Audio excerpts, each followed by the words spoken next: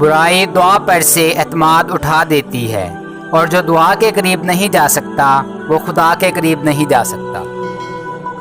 اپنی ذاتی کائنات میں آپ نے جتنا حصہ اللہ کا رکھا ہے اتنا ہی اللہ کی کائنات میں آپ کا حصہ ہے۔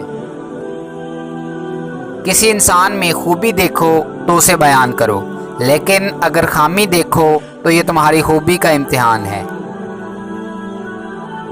بڑے بڑوں کی بڑی بڑی خدمت کرنے کی بجائے چھوٹے لوگوں کی چھوٹی چھوٹی ضروریات پوری کر دی جائیں۔ جھوٹ کبھی عزت نہیں پاتا، چاہے اس کی پیشانی پر چاند نمودار ہو جائے۔ سچ کبھی ذلیل نہیں ہوتا، چاہے سارا زمانہ اس پر کہکے لگائے۔ سائل بڑے راز کی بات ہے، وہ بظاہر کچھ مانگنے آتا ہے، لیکن در حقیقت وہ کچھ دینے کے لیے آتا ہے۔ آواز کا بلند ہونا ادب کی کمی ہے۔ دکھ کا سجدہ سکھ کے سجدے سے بہت قیمتی ہے۔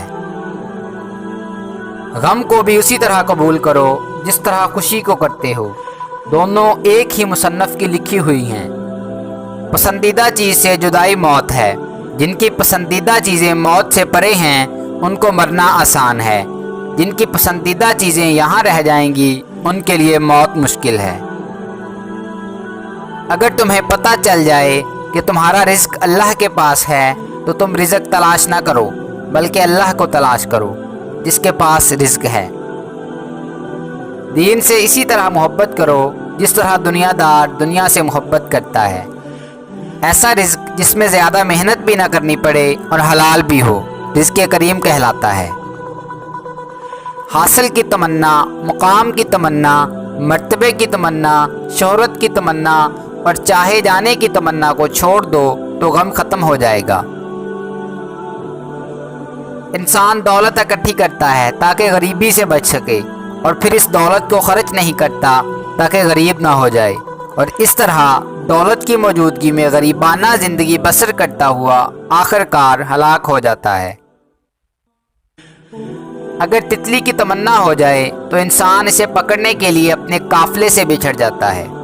اس طرح اگر اللہ کی تمنا ہو جائے تو ہر خیال ختم ہو جاتا ہے۔ اخلاق یہ ہے کہ اللہ کی رضا کے لیے اپنے مزاج کو بد اخلاق نہ ہونے دے۔ لوگوں کو مرعوب کرنے اور متاثر کرنے کی آرزو انسان کو ہلاک کر دیتی ہے۔ مفید چیز مقدار میں بڑھ جائے تو غیر مفید ہو جاتی ہے۔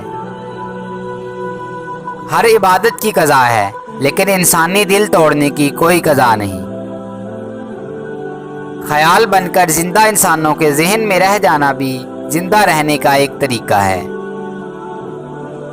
شکر کرتا ہوں اس انسان کا جس نے مجھے آنسو دیے، کیونکہ یہ آنسو ہی مجھے بارگاہ الہی کی جانب لے گئے۔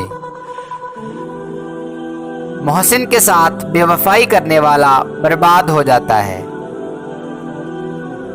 اپنی زندگی کو بے ضرر بنانا عبادت کی ابتدا ہے، اور اسے دوسروں کے لیے فائدہ مند بنانا عبادت کی انتہا ہے۔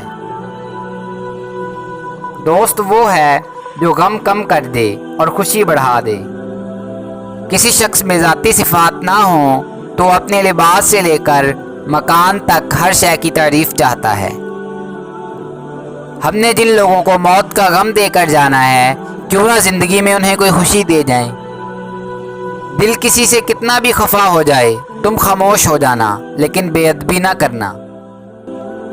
انسان لوگوں میں اپنی تعریف اپنی زبان سے کرنا چاہتا ہے، یہی اس کی بد تعریفی ہے۔ اگر آج کے انسان کو خدا اور دولت میں سے ایک کو چننا پڑے تو وہ دولت کو قبول کر لے گا۔ اپنے استعمال میں آنے والے رزق کو مناسب استعمال کرنا بھی عبادت ہے۔ غم آ جائے تو سمجھو شاید تمہیں پسند کیا جا رہا ہے۔ ایسا بھی ہو سکتا ہے کہ جن کو گمراہ کرنا ہو ان کو وافر خوشیاں دے دی جائیں۔ موت جدائی بھی ہے، موت وصال بھی ہے۔ تم نے یہ دیکھنا ہے کہ محبوب کس طرف ہے۔ اگر محبوب دنیا میں رہ گیا تو پھر موت بہت افسوس کی بات ہے، اور اگر محبوب آگے ہے تو موت وصال ہے۔ خوف خون کی رنگت اور ہڈیوں کا گودا ختم کر دیتا ہے۔ ہر قسم کے خوف سے بچنے کا واحد مناسب اور سہل طریقہ یہی ہے کہ انسان میں خدا کا خوف پیدا ہو جائے۔ آپ اپنے خیال کی اصلاح کر لو تو اسی کا نام فقیری ہو جاتا ہے۔ یہی آدمی پہنچا ہوا آدمی بن جاتا ہے، یہی آدمی بزرگ ہو جاتا ہے۔ اگر تانبے کے اندر سے کوڑ نکل جائے تو یہی سونا ہو جاتا ہے۔ اصل حکومت دلوں پر حکومت ہے۔ دلوں پر حکمرانیاں کرنے والوں کی قبریں بھی روشن رہتی ہیں۔ اصل طاقت احترام پیدا کرنا ہے۔